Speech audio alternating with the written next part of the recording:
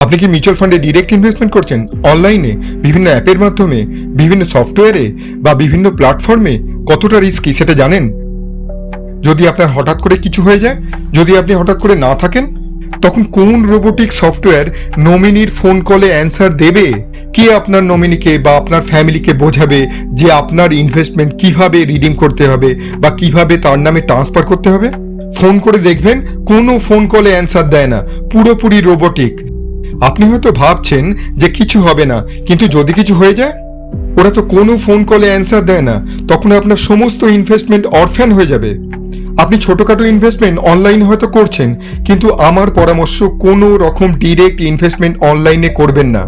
যে কোনো একজন অ্যাডভাইসারের সাহায্য নিন বা গাইডেন্স নিন, আপনার ভবিষ্যতে কাজে লাগবে, আপনার ইনভেস্টমেন্ট সাকসেসফুল হবে। এখন আপনি ইনভেস্টমেন্ট করেছেন, তো এখন যদি আপনি ইনভেস্টমেন্ট করে থাকেন তাহলে একটা ফোন করে দেখুন না কোনো রকম অ্যান্সার পান কিনা, কোনো রকম পজিটিভ অ্যান্সার পান কিনা।